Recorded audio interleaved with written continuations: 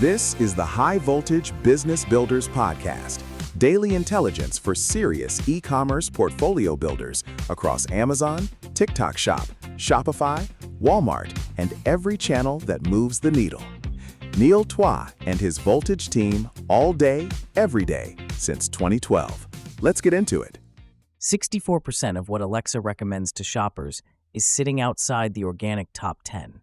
Not page 2, not rank 11, outside the visible results entirely for nearly 41% of those picks.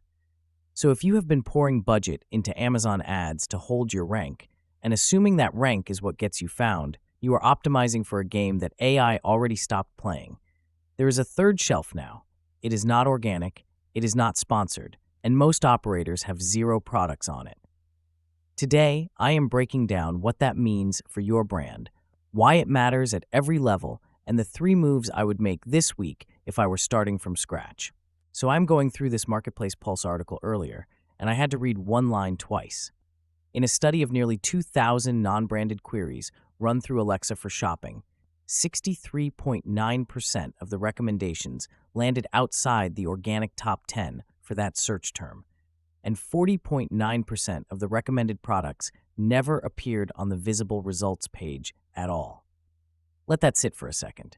You could have the number 1 organic rank.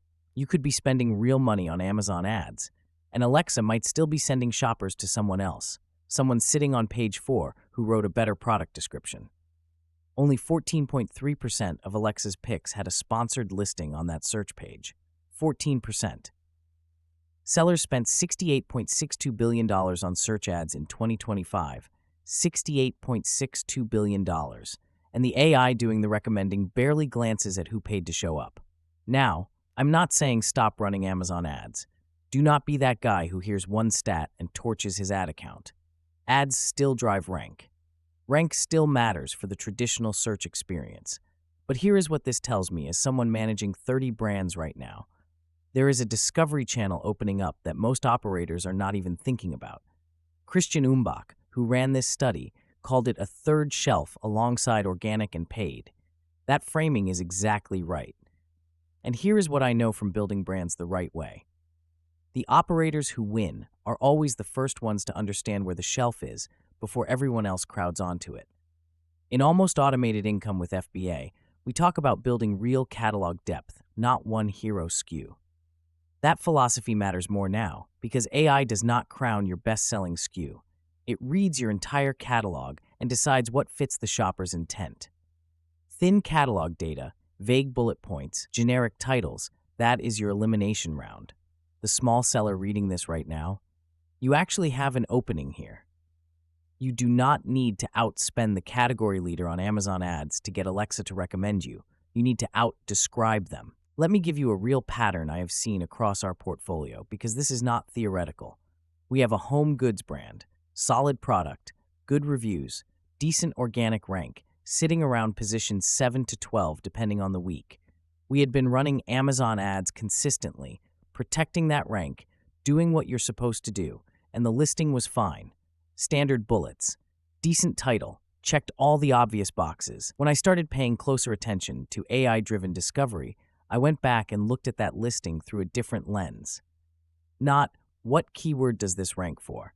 But what question is a shopper asking when they need this product, and does my listing actually answer it? The bullets were talking about features, material, dimensions, what is in the box. Nobody asks Alexa for a product with a specific material composition. They say something like, I need something that fits above my stove and does not look cheap. The intent is in the language, and our listing was not speaking that language anywhere. We rewrote the listing around use cases, specific contexts, the actual moment the buyer is in, not keyword stuffing, intent mapping, and we deepened the A+ content to match. I have seen this same pattern with operators in our community. One of them, a mid-sized brand doing solid numbers, told me they had never thought about their listing as a conversation with a voice assistant. They were optimizing for the search bar, not the spoken question. That is the gap. The search bar rewards keywords. Alexa is answering a question. Those are not the same thing. Once you understand that distinction, you stop writing bullets for a crawler and start writing them for a person who is standing in their kitchen asking for help. That is where the third shelf lives. And right now, most of your competition is still optimizing for the first two. While saving 17 hours a week doing it, that's exactly what we built Voltage Business Builders for. It combines the power of experience and being in the right room with the power of AI to compress time and increase your business profits. More than AI for the sake of using AI. It's a room full of senior sellers with over 15 years in e-com, showing you the ropes of AI, business building, and creating generational wealth through business. Visit VoltageDM.com to see what's inside the Voltage Business Builders room. 3 moves. Do these this week. Move 1. Audit your top 5 SKUs for intent language, not keyword density, intent. Pull your best listings and read them out loud as if you are answering a shopper's spoken question. If your bullet points sound like a spec sheet, they are not ready for AI discovery. Rewrite at least 1 bullet per SKU to answer a real use case question. Something like perfect for renters who want a clean look without drilling into walls. Beats easy installation every time. This is not optional anymore. This is table stakes for the third shelf. Move 2. Go deeper on your catalog data. Amazon's AI is reading everything you give it. A-plus content, brand story, back-end attributes, product descriptions. Most operators treat these as afterthoughts after launch. I get it. You are busy, but thin catalog data is your disqualification. Even if you have 1 SKU, fill every field. Use the enhanced brand content slots. Write a brand story that sounds like a human wrote it for a human, because that is what Alexa is pattern matching against. Small sellers, this is where you can actually outperform a brand with 50 times your ad budget. Move 3. Stop measuring success only by rank and ad spend. Add a column to your review process for AI visibility signals. What is showing up when someone asks Alexa a question in your category? You can test this yourself. Ask Alexa for a recommendation in your product category using natural spoken language. See who shows up. If it is not you, you have a catalog problem, not an ad problem. Look, none of this is complicated. It is just not what most operators are doing yet. That is the window. It closes fast. If today's episode hit close to home, especially the part about spending real money on Amazon ads and still getting bypassed by Alexa's recommendations, the problem is usually the same underneath. Too many tabs, too many guesses, not enough clarity on what is actually working across your listings, your ads, your inventory. Most sellers right now are drowning in that noise. Ads dashboard in one tab, listing editor in another, inventory sheet somewhere else, reviews in a third window. And AI tools look like the easy fix. Feed the chaos into a chatbot and hope for an answer. But bad data in means bad calls out. You do not save time, you make expensive mistakes faster. That is not freedom. That is chaos with nobody steering the ship. Here is what works. Caiman Data pulls your live Amazon numbers into one clear picture. Ads, listings, sales, inventory, all in one view.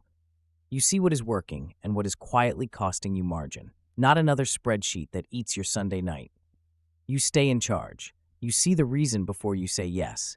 Nothing moves without your approval. That is how real operators run their brands, not by handing the wheel to a tool with no context. That level of review used to eat hours every week. Caiman Data cuts that down with one live connection to your account. You spot waste fast. You protect profit. You make decisions with clear numbers, not gut feelings based on stale exports. That is how Voltage helps operators save time, protect margin, and grow without losing control of the business they built. Go to VoltageDM.com to learn more about Caiman Data and what it looks like for your brand specifically. Thank you for spending this time with me today on the High Voltage Business Builders podcast. We will see you back here tomorrow. Until then, stay high voltage.